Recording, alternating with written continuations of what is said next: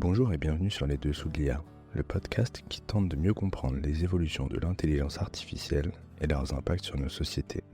Bonne écoute. Bonjour Jean-Michel et bienvenue sur Les Dessous de l'IA. Aujourd'hui, on va s'intéresser à la façon dont l'intelligence artificielle bouscule la géopolitique mondiale et comment les grandes puissances militaires s'emparent de ces technologies. Pour commencer, est-ce que vous pourriez vous présenter, revenir sur votre parcours et expliquer ce qui vous a conduit à vous intéresser à l'IA dans les domaines géopolitiques et militaires?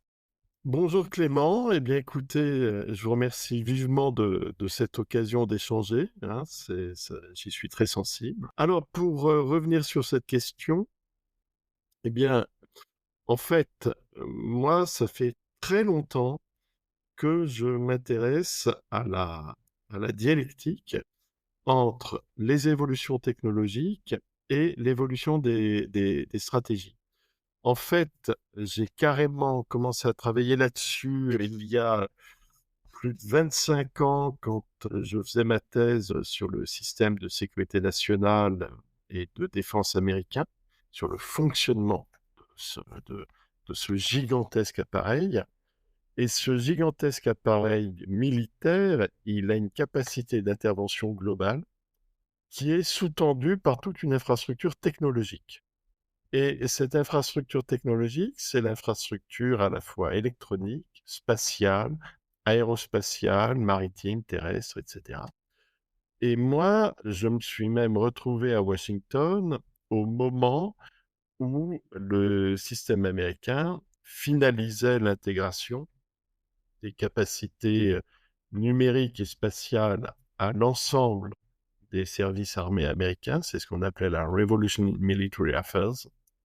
Et donc, c'est en gros le moment où l'armée américaine a littéralement fait fusionner ses capacités de frappe avec les nouvelles capacités qu'apportait le numérique et qu'apportait Internet.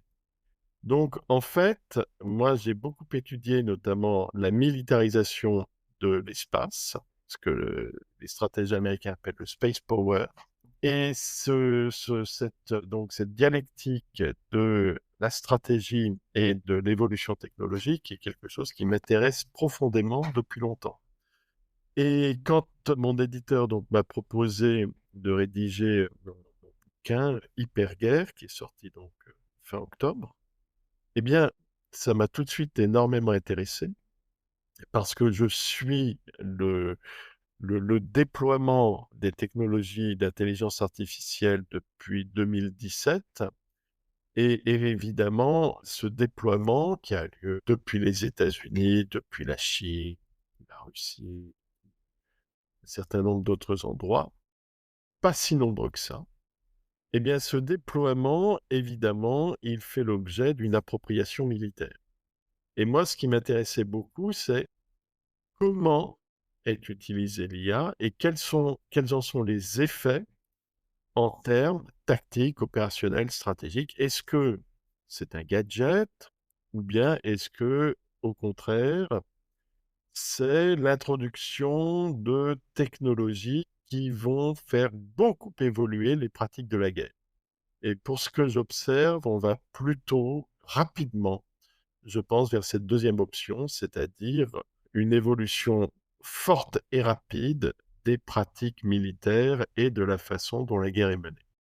Vous évoquiez justement l'ouvrage que vous avez publié récemment, Hyperguerre. Dedans, vous introduisez un concept, celui d'intelligentisation, pour décrire en fait le déploiement de l'IA dans les appareils militaires et sécuritaires. Est-ce que vous pouvez expliquer ce terme et peut-être dire en quoi, pour vous, il est pertinent pour justement comprendre, illustrer l'appropriation de ces technologies par des puissances comme la Chine ou les États-Unis?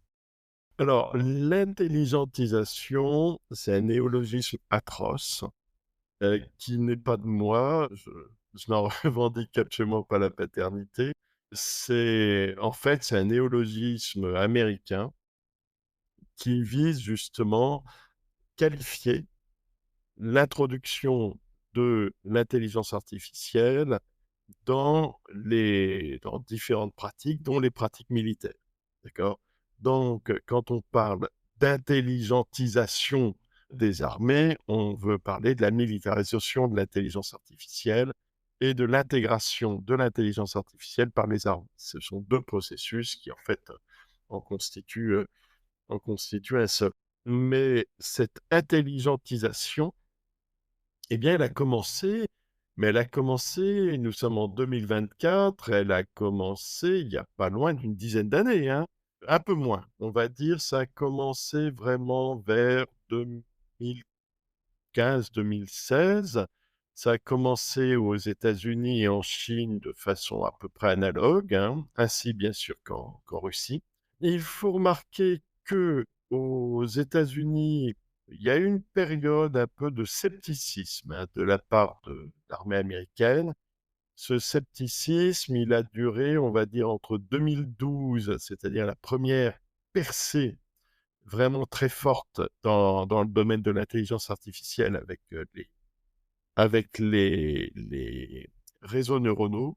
Et pendant quelques années, il y a eu un débat, et puis ce débat a commencé à être tranché. Et à partir de 2016-2017, tant les Américains que les Chinois que les Russes se sont mis donc à vraiment militariser l'intelligence artificielle de façon, de façon exponentielle, hein. C'est-à-dire en mobilisant, en mobilisant de plus en plus de moyens humains, de moyens scientifiques, de moyens financiers. C'est ça aussi qui est extrêmement impressionnant. C'est les investissements qui sont faits, qui sont massifs pour l'intelligentisation militaire. Pour vous donner juste un exemple parmi une myriade d'autres, rien que entre 2023 et 2024, le budget du Pentagone, c'est-à-dire du ministère américain de la Défense, a augmenté de plus de 60 milliards de dollars, hein, donc qui est passé d'à peu près 770 milliards de dollars, ce qui est déjà gigantesque, à plus de 840 milliards de dollars, sachant que l'essentiel de cette augmentation était fléché vers l'intégration de l'intelligence artificielle dans différents domaines. Et justement, sur ces domaines, est-ce que vous pourriez un petit peu, bah, décrire ou expliquer dans quel domaine, à la fois militaire, mais aussi géopolitique, on utilise l'IA et peut-être les usages principaux que vous observez? Et j'aimerais bien aussi que vous puissiez faire peut-être le lien avec cette notion d'hyperguerre, qui est le titre de votre livre. Bien sûr. Alors, l'intelligence artificielle, elle est militarisée selon 3 grands axes. Le premier axe, c'est l'utilisation de l'IA comme ce que les militaires appellent un multiplicateur de force. C'est-à-dire l'intégration de l'IA à la capacité d'action, à la capacité de feu. C'est-à-dire intégrer l'IA donc pour améliorer le ciblage par les drones, par les missiles, par l'artillerie, par tous les moyens existants pour tous les systèmes d'armes de projeter leur puissance de feu contre un adversaire. D'accord? Un exemple très concret, c'est par exemple ce qui se passe en Ukraine depuis le début de la guerre fin février 2022. Les forces ukrainiennes sont soutenues par l'OTAN et par un certain nombre de grands acteurs privés américains comme Palantir. Et les drones utilisés par les Ukrainiens produisent énormément de données. Ces données, les flux de données sont analysés en flux tendu par des intelligences artificielles qui peuvent très rapidement ensuite proposer des solutions de ciblage aux opérateurs de drones et améliorer le ciblage, améliorer la coordination, améliorer la rapidité de la réaction et coordonner aussi la puissance de feu, coordonner l'artillerie. Et les résultats, évidemment, font l'objet de retour d'expérience en flux tendu. D'accord. Alors sur l'Ukraine, les différents spécialistes en technologie militaire sont unanimes, hein. Ce n'est pas l'introduction de l'intelligence artificielle qui va changer le cours du conflit, cette fois-ci. Et cette fois-ci, c'est très important parce que, en fait, on pourrait littéralement qualifier l'Ukraine de laboratoire de l'intelligentisation des conflits, puisque évidemment, en face, les Russes ne restent pas les bras ballants et ils ont compris que l'introduction des robots, l'introduction des logiciels de combat, IA, etc., accroissent justement la capacité de frappe. Et eux aussi, donc, se sont lancés dans cette course à l'IA militaire. Donc ça, j'ai envie de dire, c'est le premier pan de la, la militarisation de l'IA. Le deuxième pan de la militarisation de l'IA, c'est la cyberguerre. Alors la cyberguerre, elle a commencé depuis un moment, hein. Elle a commencé avec Internet, mais l'IA est en train de changer pas mal de choses de deux façons. D'une part, les arsenaux, les cyberarsenaux sont de plus en plus efficaces et violents. Donc, les logiciels, les malwares, les logiciels malveillants, les virus qui sont mis au point par IA sont beaucoup plus pernicieux qu'ils ne l'étaient avant l'utilisation de ces technologies. Par ailleurs, c'est la CIA qui a remarqué depuis 2-3 ans que les technologies de surveillance hybridées à des intelligences artificielles ont des effets auxquels ils ne s'attendaient pas. C'est-à-dire que dans un certain nombre de pays, comme la Chine par exemple, mais d'autres aussi, eh bien, le fait que les réseaux de surveillance soient amplifier, améliorer l'utilisation de l'IA prédictive, des nouveaux moyens d'analyse, etc., font que, eh bien, en fait, il devient beaucoup plus aisé d'identifier des activités d'espionnage ou d'influence. Et donc, l'IA dans la cyberguerre, eh bien, elle vient aussi renforcer ou interrompre les capacités d'espionnage, de sabotage, d'influence, etc. Ce qui fait que d'ailleurs, les grandes agences de renseignement américaines comme la CIA se sont mises elles aussi à intégrer l'IA, mais alors en flux tendu, hein, massivement, comme le font d'autres agences dans le monde.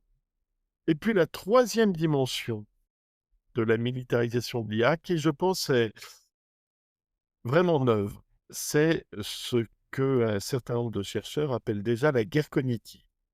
Alors la guerre cognitive, alors on peut se dire que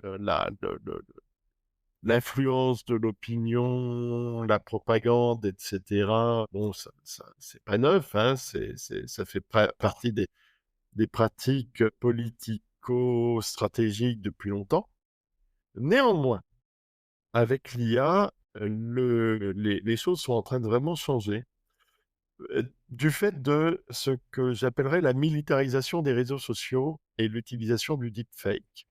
Donc le deepfake, c'est un des usages de l'IA générative qui permet de produire des images, des vidéos extrêmement réalistes qui deviennent impossibles à distinguer d'une vraie image ou d'une vraie vidéo, d'un véritable enregistrement. Et ensuite, si vous projetez des montages de sons, par exemple, mélangés à des sons deepfake dans des montages qui sont diffusés sur les réseaux sociaux, eh bien, en fait, vous allez toucher des millions de personnes. Des millions de personnes par le biais de leur téléphone portable. À nouveau, j'ai envie de dire, l'Ukraine a été un fantastique laboratoire de la guerre cognitive et un fantastique laboratoire des deux côtés, hein. C'est-à-dire que les Ukrainiens ont multiplié les vidéos pour obtenir donc, pour renforcer, pour cultiver la sympathie des opinions publiques occidentales face à l'assaut russe, tandis que les Russes se sont mis à multiplier les deepfakes pour délégitimer un certain nombre de personnalités ukrainiennes. Et là où on voit que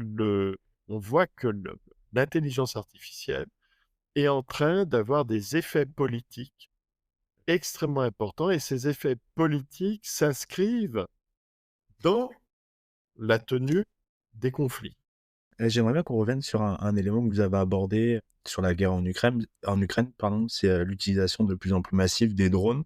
Vous disiez que pour l'instant, c'était pas ça qui changeait, enfin, qui allait changer en tout cas le cours du conflit en Ukraine, mais que c'était un laboratoire d'utilisation des drones et de l'hybridation entre les drones et l'IA.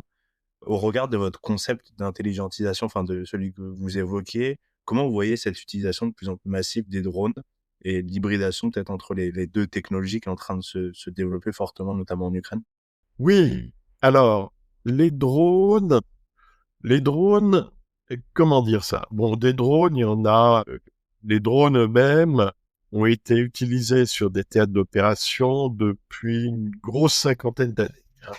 Les tout premiers drones utilisés pour faire de la reconnaissance, si je me souviens bien, c'est même pendant la guerre du Vietnam, au début des années 70.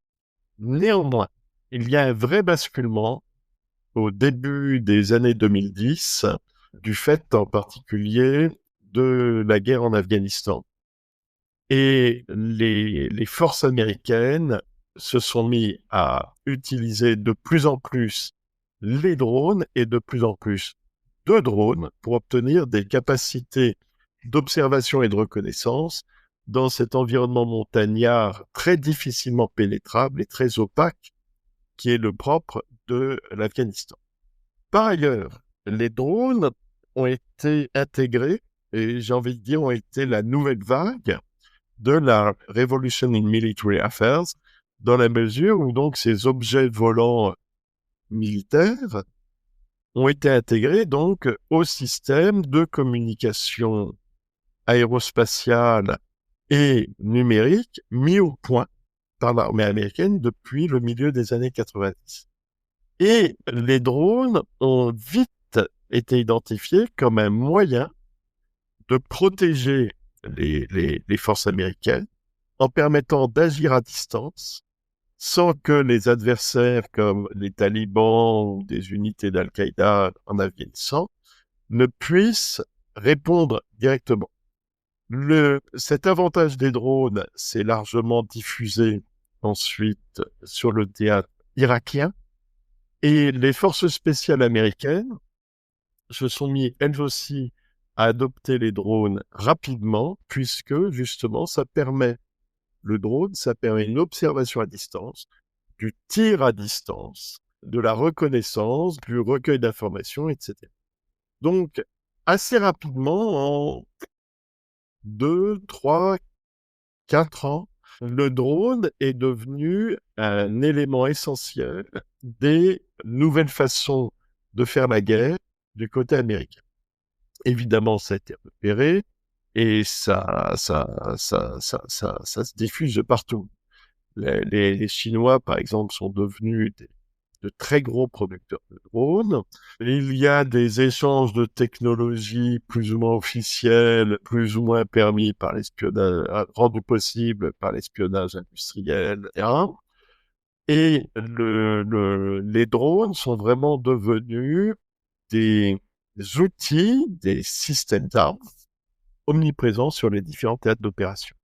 Alors en Ukraine, il y a encore une nouvelle révolution qui s'est installée, avec justement donc les drones qui sont mis à être utilisés massivement de façon asymétrique. Alors ce qu'on appelle la guerre asymétrique, c'est tout simplement la guerre du faible au fort. Et il faut toujours partir des moments, des situations, de la réalité du terrain. C'est là qu'on comprend les choses. Et vous vous souvenez peut-être qu'au début de la guerre en Ukraine, donc, une colonne de blindés russes est partie de Biélorussie et de la zone de Tchernobyl et s'est approchée de Kiev, ce qui était extrêmement inquiétant. Les forces armées ukrainiennes qui ont voulu répondre aussi rapidement que possible sans avoir beaucoup de moyens dans cette région. Et c'est là que les Ukrainiens, qui ont été très créatifs, ont utilisé des drones, notamment pour livrer, en quelque sorte, des explosifs, des grenades, des bombes, etc., pour intercepter cette colonne de chars. Et puis évidemment, ont aussi utilisé des drones équipés de missiles. Et là, les Ukrainiens, les forces de l'OTAN, les Russes, tout le monde a réalisé que c'était extrêmement efficace. Parce que, en fait, les drones permettent d'intervenir à distance, sont difficiles à intercepter et permettent de multiplier les frappes. Et par exemple, un char russe, c'est une grosse plateforme, très solide, très puissante, mais lente. Et une frappe de drone ne va peut-être pas beaucoup l'abîmer. Plusieurs frappes de drone, en revanche, vont finir par le neutraliser. Et cette montée en puissance des drones, elle a montré toute son efficacité aussi en mer Noire, quand les forces ukrainiennes se sont mises à envoyer des essaims de drones contre des destroyers russes en mer Noire, et sont même parvenus à couler les principales unités maritimes russes en mer Noire. Or, ce qui a rendu ça possible, c'est que justement les drones peuvent saturer les capacités de défense et multiplier les frappes. D'accord. Donc, au lieu d'avoir 3 grosses frappes qui vont faire boum et vous voulez la destroyer ou vous ne le coulez pas parce qu'il est suffisamment cuirassé pour ne pas être coulé, et bien tout d'un coup, vous avez des dizaines et des dizaines d'engins qui amènent des explosifs et vous avez une multiplication des frappes. Et vous avez une espèce de destruction impressionniste qui a lieu. Par ailleurs, comme je l'évoquais, les drones produisent énormément de données. Et c'est là que la dimension laboratoire de l'IA de la guerre en Ukraine entre aussi en ligne de compte, parce que très très tôt dans le conflit, la constellation de satellites Starlink, donc d'Elon Musk, a été installée au-dessus de l'Ukraine. Starlink a fait livrer des milliers d'antennes relais portatives, ce qui a permis de maintenir l'accès Internet de l'État ukrainien et de l'armée ukrainienne, et donc de maintenir les communications, etc. Or, le maintien des capacités Internet permet la transmission de données, la transmission par satellite, et permet à d'autres acteurs, comme soit des alliés otaniens, soit à des boîtes privées comme Palantir, qui a été surnommé le Google des espions, de traiter ces flux de données et d'en faire quelque chose, c'est-à-dire d'abord les solutions de tir pour les Ukrainiens, et puis, à mesure que le conflit s'est étendu, de mettre littéralement au point une version électronique du champ de bataille. Cette version électronique du champ de bataille, donc, qui est littéralement produite par IA et qui permet de suivre et d'anticiper de façon très fine l'évolution du conflit. Je voulais bien ajouter une petite question sur ce sujet-là de l'hybridation entre l'utilisation des drones et de l'IA. On a vu pas mal de vidéos ces derniers temps sortir sur des drones prétendus autonomes, ou en tout cas où on voyait des drones faire de l'acquisition, soi-disant avec des algorithmes d'intelligence artificielle, notamment pour contrer le brouillage qui peut intervenir et qui coupe le lien entre l'opérateur et le drone. Et donc cette acquisition qui se faisait dans la phase finale et qui permettait automatiquement au drone, une fois qu'il était lancé, de cibler seul et donc de plus pouvoir être brouillé. Est-ce que c'est une réalité? Est-ce qu'on a aujourd'hui des drones vraiment autonomes, ou est-ce que c'est quelque chose qui relève encore du fantasme? Alors, moi, je ne travaille que sur source ouverte. Je n'ai pas accès au secret défense, et si j'avais accès au secret défense, nous n'aurions pas cet échange. Néanmoins, il semblerait vraiment qu'il y ait des essaims de drones autonomes capables donc de se livrer à de l'acquisition de cibles de façon autonome. Mais là aussi, il faut il faut revenir alors sur pas sur un fantasme, mais sur une vision simpliste des évolutions technologiques. C'est-à-dire que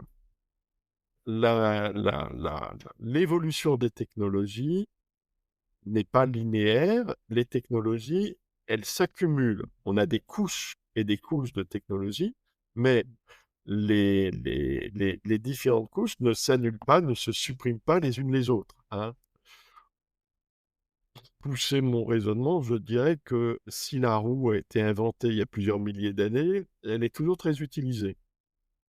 Or, en Ukraine, ce que l'on voit, c'est la façon dont effectivement l'utilisation des drones par les Ukrainiens a amené les Russes à faire des progrès énormes en termes de guerre électronique pour justement casser les liens entre les drones et leurs opérateurs. OK. Donc, pour répondre à cette escalade électronique du côté russe, il y a eu un énorme effort de recherche-développement sur l'acquisition de drones autonomes, de façon à ce que justement ces drones autonomes puissent, comme vous l'évoquiez, échapper à la guerre électronique des Russes. Donc là, il semblerait bien qu'il y ait des essaims de drones autonomes. Ça ne veut pas dire que les autres types de drones et les autres usages des drones ont disparu. Pas du tout. C'est juste une couche technologique supplémentaire. Et en face, évidemment, les Russes doivent être en train de travailler à l'élaboration de contre-mesures. Et là où il y a quelque chose à bien saisir, je pense, en termes stratégiques, sur l'évolution stratégique mondiale dans les mois et les années qui viennent. C'est-à-dire que l'on voit très bien avec ce qui se passe en Ukraine, et donc cette escalade entre les technologies, c'est aussi une escalade militaire, hein.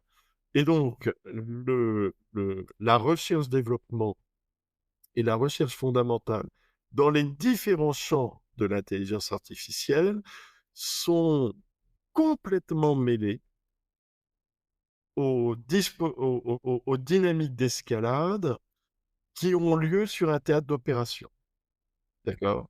Ce que je veux dire de façon peut-être plus simple, c'est que les situations de guerre, ça fait longtemps que les situations de guerre sont des accélérateurs technologiques, mais là, cette accélération technologique, elle se fait à un rythme et avec des moyens comme on n'en a pas vu peut-être depuis la Seconde Guerre mondiale. Pour moi, comme on n'en a pas vu depuis le programme nucléaire pendant la Seconde Guerre mondiale, voire plus. Pour continuer sur l'accélération technologique dont vous parlez, la guerre en Ukraine, mais aussi la guerre à Gaza, ont mis sur le devant de la scène l'utilisation de l'IA, que ce soit avec les drones, la captation de données, le ciblage. Est-ce que vous pourriez décrire un petit peu les principales modalités d'utilisation de ces technologies dans les conflits en Ukraine et à Gaza? Et peut-être aussi les limites qu'elles rencontrent, parce que c'est pas des technologies infaillibles, et peut-être se projeter un petit peu sur, selon vous, comment ça éclaire, bah, les futurs développements de l'IA militaire? Moi, j'ai rédigé mon livre littéralement entre mars et juillet 2024. Et déjà, rien qu'entre mars et juillet 2024, les situations évoluent à toute vitesse. Là, nous sommes en novembre 2024. Et en fait, je vais élargir la réponse que je vais vous faire au Moyen-Orient et non plus uniquement à la guerre de Gaza. Alors, depuis le début de la guerre de Gaza, donc cette guerre déclenchée par le massacre du 7 octobre 2023, l'armée israélienne utilise des intelligences artificielles pour produire des cibles. Le problème, c'est que pour produire des cibles alors les cibles en question, ce sont des responsables ou des acteurs du Hamas dans Gaza. Gaza étant un milieu particulièrement urbanisé. Alors, le problème, c'est qu'il faut bien avoir en tête ce que c'est qu'une intelligence artificielle. Une intelligence artificielle, c'est un algorithme, un réseau d'algorithmes dans des machines, et ces algorithmes font des statistiques et des probabilités.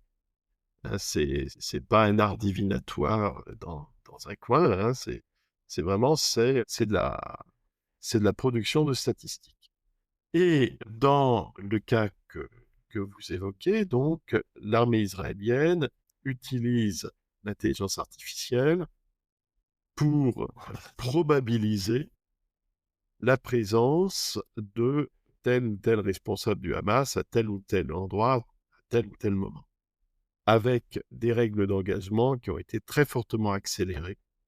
Et alors, d'un côté, il y a une efficacité militaire, c'est-à-dire que ça permet de produire beaucoup de cibles et de, entre guillemets, hein, j'insiste sur entre guillemets, traiter cibles, mais on est dans un environnement urbain, ce qui fait qu'il y a énormément de dommages matériels et civils. Et ces pertes civiles extrêmement nombreuses, elles, elles ont des effets multiples, hein. C'est-à-dire que, d'une part, ça a quelque chose de très dur, très dur, mais d'autre part, vous savez, l'intelligence artificielle, on commence juste à en découvrir les effets. Or, la multiplication des frappes dans un environnement urbain entraîne un émiettement de l'environnement urbain, ce qui le rend encore plus difficile à pénétrer par des forces armées. Et ce qui fait la force d'une armée, c'est sa cohésion. Or, plus un environnement urbain est complexe, ce qui est le cas des tas de ruines après les frappes, eh bien, ça rend la pénétration de cet environnement urbain d'autant plus compliquée. Ça, c'est le premier effet contre-productif et inattendu. Le deuxième effet, il se joue dans le domaine de ce que je qualifiais tout à l'heure de la guerre cognitive. C'est-à-dire que le Hamas et ses alliés produisent des images, des vidéos, etc., à partir des souffrances de la population civile de Gaza, et en fait des montages qui sont diffusés sur les réseaux sociaux, notamment sur TikTok. Ce qui a des effets extrêmement puissants sur les opinions publiques un peu partout dans le monde, et ce qui a des effets en retour politiques sur le conflit. Et ce que je vous décris là, donc, c'est ce qui s'est passé pendant la première partie du conflit. Maintenant que le conflit s'est étendu au Moyen-Orient, que la tension avec l'Iran a augmenté très fortement, et que l'armée israélienne intervient au Liban, on voit d'autres usages de l'intelligence artificielle qui sont en train d'émerger. Notamment, on voit donc ces séries, enfin ces nombreuses frappes de missiles, de roquettes, de missiles, de drones, vers Israël, qui partent soit du Liban, tirés par le Hezbollah, soit qui partent de l'Iran, fait des décisions militaires iraniennes. Ces frappes de missiles et de drones sont assez largement interceptées par la défense antiaérienne israélienne, qui est multicouche, hein, avec le dôme de fer qui intercepte les projectiles à basse altitude, un autre dispositif à moyenne altitude, à moyenne altitude et un troisième en haute altitude. Et l'ensemble de ce dispositif antiaérien est renforcé par des systèmes d'intelligence artificielle. Mais vous vous rappelez que début octobre, il y a eu une frappe iranienne assez importante de 200 missiles et roquettes qui a été intercepté par donc la défense antiaérienne israélienne. Mais dans cette frappe, il semblerait qu'il y ait eu 4 missiles hypersoniques iraniens. Là, j'ai l'impression, ça a été une vraie surprise que l'Iran maîtrise la technologie des missiles hypersoniques. Les missiles hypersoniques, ce sont des missiles qui vont à des vitesses extrêmement importantes, c'est-à-dire entre Mach 5, ça peut aller entre Mach 5 et Mach 13, c'est-à-dire 5 à 13 fois la vitesse du son. Par ailleurs, les missiles hypersoniques ont cette capacité à altérer leur trajectoire en fonction de ce que leur radar emporté leur permet de détecter, et ils altèrent leur trajectoire pour néanmoins parvenir à toucher la cible qui leur a été désignée. En d'autres termes, ce sont des missiles pilotés par intelligence artificielle. Ce sont entre guillemets des missiles intelligents. Par ailleurs, le moteur du missile donc, nécessite une gestion de l'injection de carburant extrêmement fine pour maintenir ces vitesses extraordinaires, et le moteur est lui aussi donc monitoré par IA. Donc vraiment, un missile hypersonique, c'est de l'IA embarquée. Et ce que cet épisode met en évidence, c'est à quel point les technologies d'intelligence artificielle sont en train de se diffuser absolument partout, sont militarisées absolument partout, et donc sont utilisées dans les conflits. Que ce soit au Moyen-Orient, que ce soit en Ukraine, que ce soit en Libye. En fait, ces technologies et leur militarisation, elle est effective, et elle est là dans la guerre, quoi. C'est fait. Alors que ce sont des technologies encore largement expérimentales, eh bien, leur militarisation est en cours, leur utilisation guerrière est en cours. J'aimerais bien vous poser une question un peu plus macro. On voit depuis assez longtemps maintenant l'utilisation du numérique au sens large et de l'IA plus récemment dans le domaine militaire, avec, si j'ai bien compris, un des enjeux qui est de réduire ce qu'on appelle le brouillard de la guerre, donc cette incertitude qui est inhérente aux opérations militaires, où on n'a pas toutes les informations et donc qui rend la fin des conflits imprévisibles. Est-ce que pour vous, c'est un objectif qui est atteignable grâce à l'IA et qu'est-ce qu'on voit des retours d'expérience sur le sujet?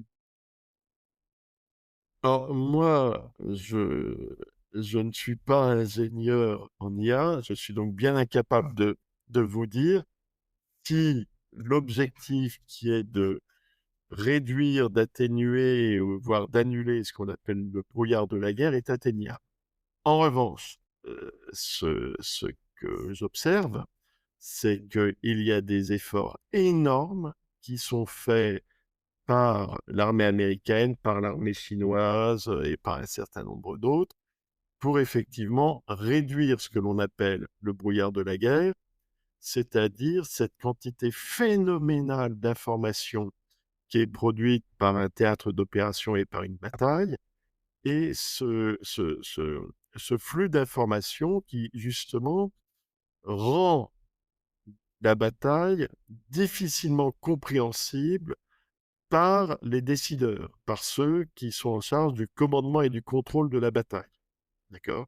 Donc, moi, ce que je fais apparaître, c'est que les chercheurs américains et les chercheurs chinois utilisent l'intelligence artificielle pour capter autant d'informations que possible provenant des batailles et des théâtres d'information pour la traiter de façon à ce que le champ de bataille devienne intelligible aux décideurs, hein, c'est-à-dire aux officiers supérieurs, à l'état-major, au chef d'état-major, de façon à ce que le contrôle de la bataille puisse se faire de plus en plus rapidement et surtout de plus en plus efficacement.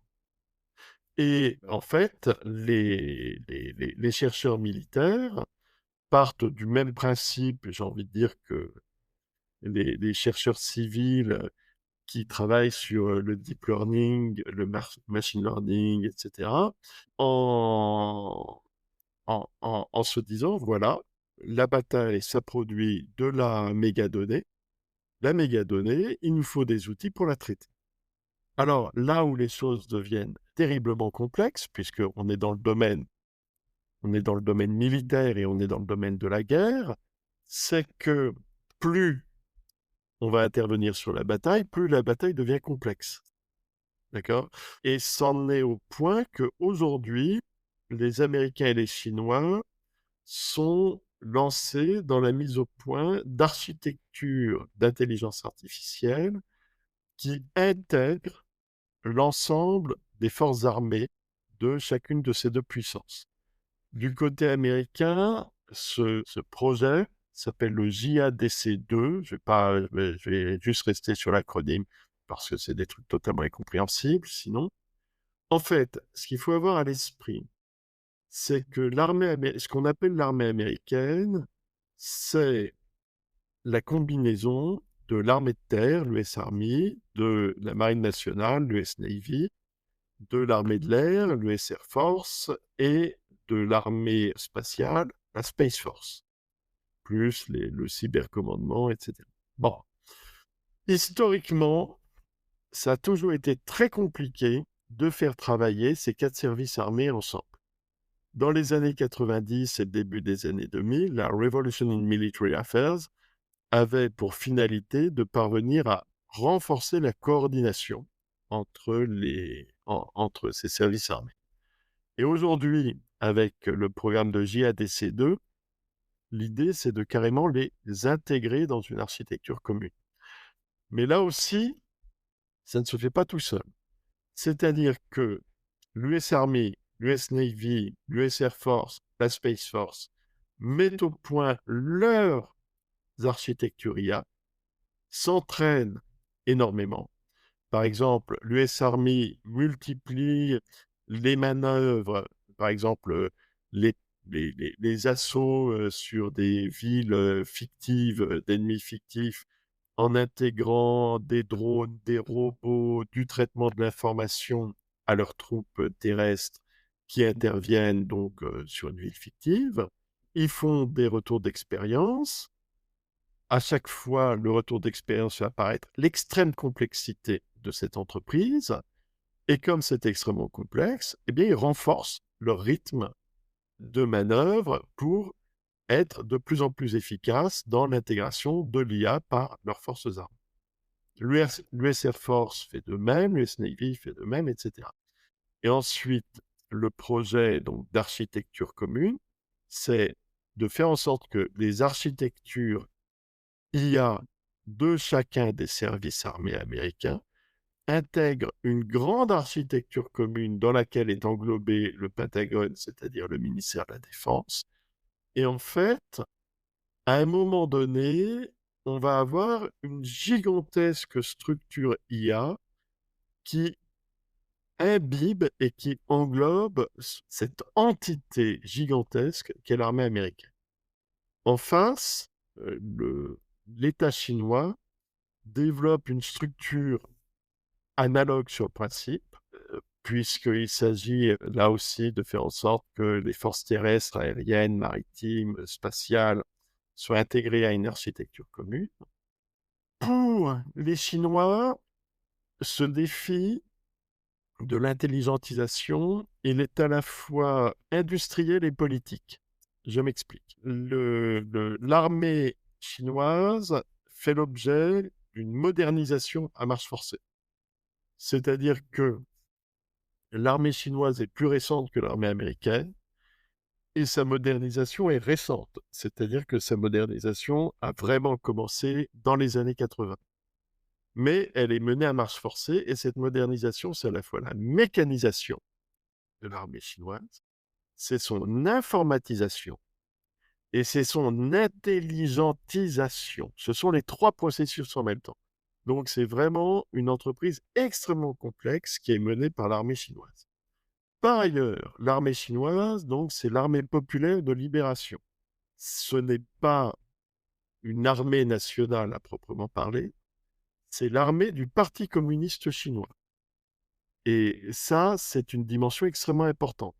Ça veut dire que le Parti communiste chinois a le contrôle et le commandement politique de l'armée populaire de libération.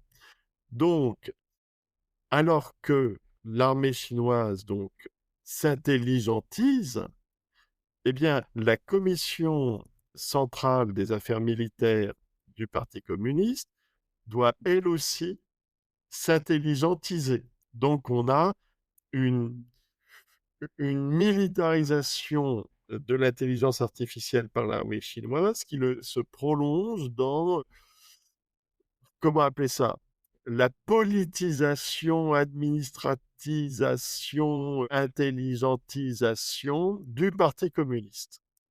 Donc, on a là des hybridations hallucinantes qui se font à toute vitesse. Et il y a des choses qui marchent, des choses qui ne marchent pas, et on invente en marchant, quoi. Ce sont des dynamiques énormes qui sont en place. Par ailleurs, l'architecture IA militaire chinoise est aussi conçue avec toute une dimension de cyberguerre extrêmement forte qui vise à être capable de casser l'architecture IA américaine pour faire en sorte que l'intégration des forces armées américaines au sein d'une même architecture puisse être annulée. Donc, on voit bien ces effets miroirs qui sont aussi la nouvelle course aux armements, hein, entre grandes puissances. Justement, dans cette, confrontation entre les grandes puissances, et je sais que c'est un sujet sur lequel vous avez beaucoup travaillé, celui du changement climatique. On voit que dans cette compétition entre grandes puissances, que ce soit les États-Unis, la Russie, la Chine, cette compétition, elle est de plus en plus impactée à la fois par, la question du changement climatique, de l'accès aux ressources et maintenant par l'intelligence artificielle. Comment vous voyez l'intrication, en fait, de ces 3 phénomènes? Alors ça, c'est une sacrée question. C'est une sacrée question. Prenons la question de l'accès aux ressources.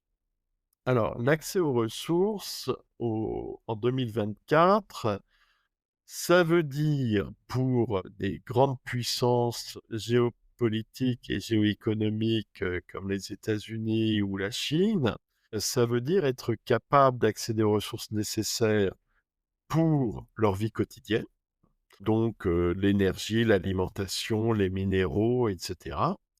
Et ça veut dire les métaux, évidemment, hein, et ça veut dire aussi être capable d'accéder aux ressources nécessaires pour développer l'intelligence artificielle. Et dans ce dernier cas, eh bien, il y a une espèce de, comment dire ça, de militarisation de l'industrie qui est en cours. Je m'explique. Pour développer l'intelligence artificielle, il faut pouvoir accéder à des minéraux, des métaux que l'on appelle des terres rares. Mais les terres rares, il faut les extraire, hein, donc ça c'est de la mine, c'est classique. C'est de l'industrie minière tout à fait classique, mais ensuite, il faut pouvoir les raffiner. Or, la Chine a développé, si j'ai bien les chiffres en tête, plus de 60% des capacités mondiales de raffinage des terres rares. Les États-Unis n'ont pas cette capacité de raffinage. Ce qui fait que les entreprises américaines, comme l'armée américaine, ont besoin de passer par les capacités de raffinage chinoises pour développer leur capacité d'intelligence artificielle.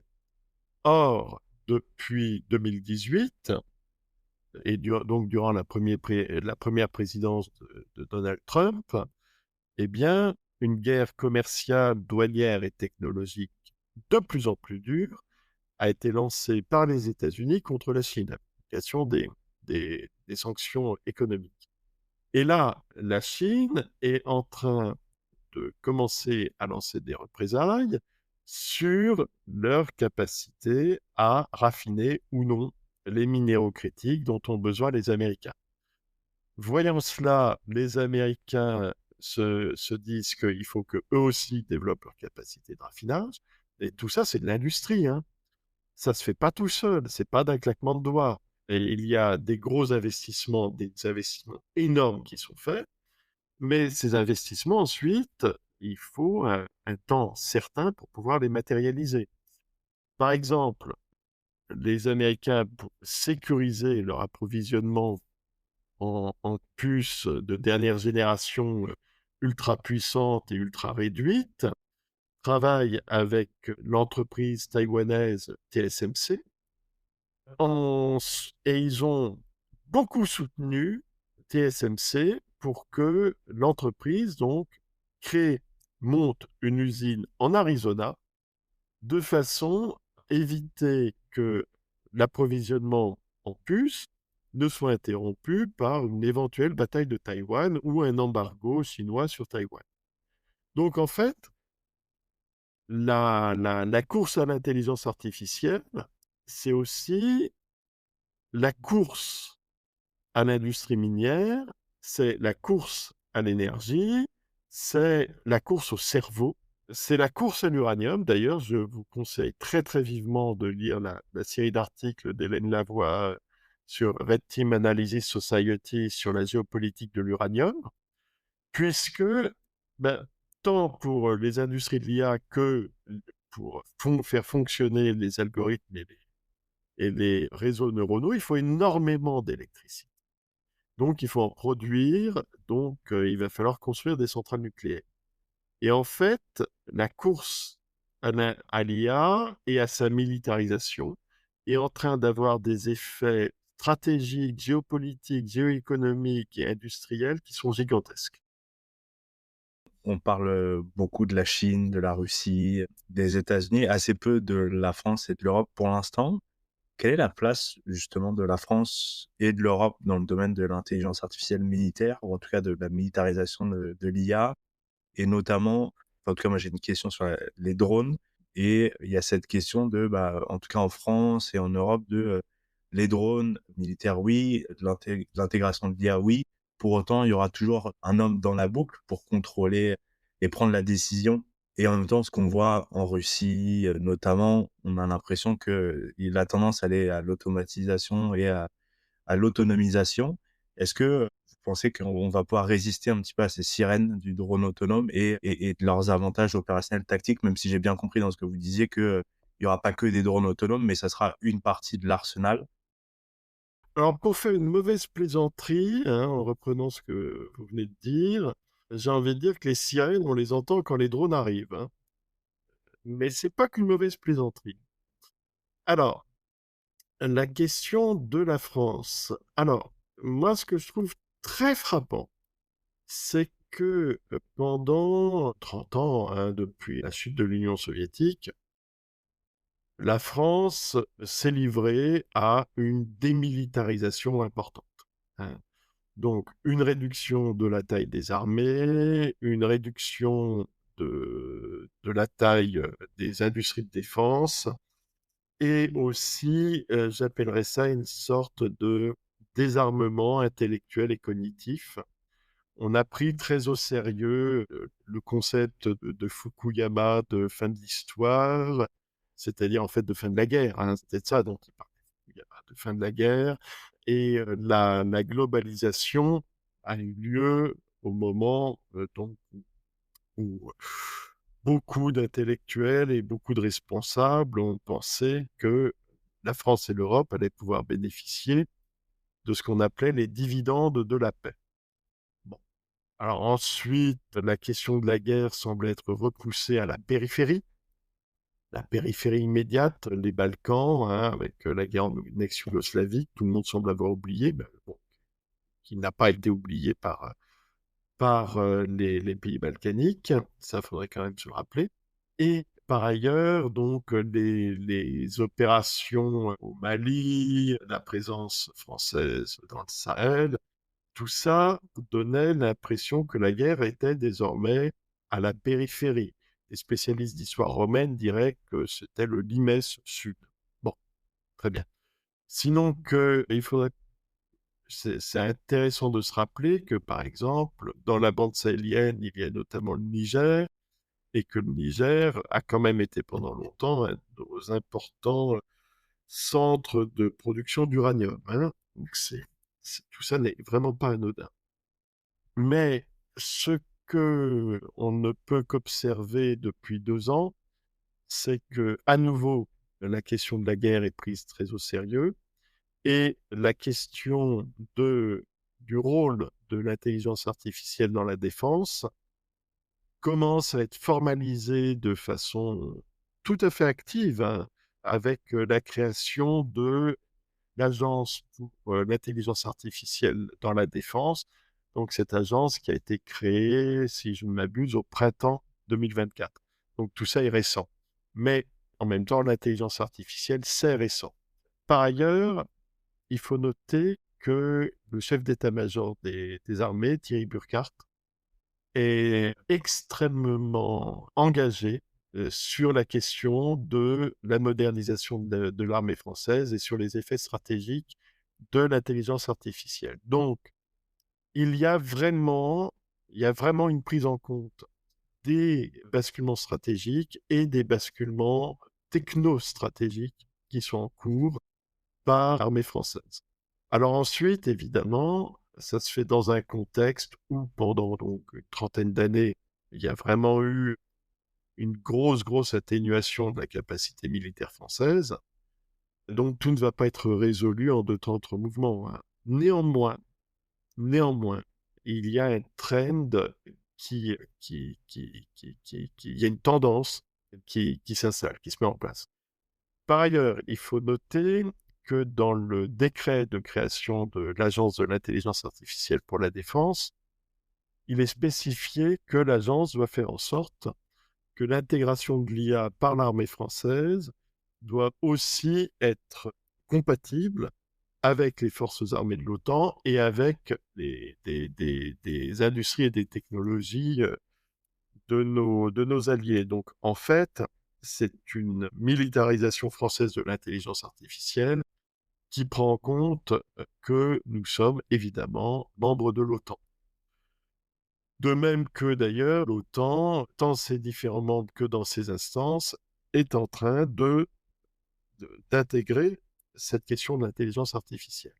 Donc, d'un côté, il y a un retard, hein, ça c'est discutable, puisque il y a eu il y a eu, comment dire, cet espoir que la guerre allait bientôt faire partie du passé.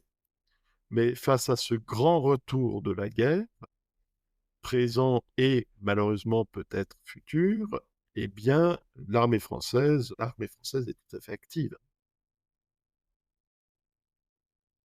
Alors, pardon, et j'ai failli oublier la deuxième partie de votre question, donc sur la question, donc l'IA, l'éthique, etc.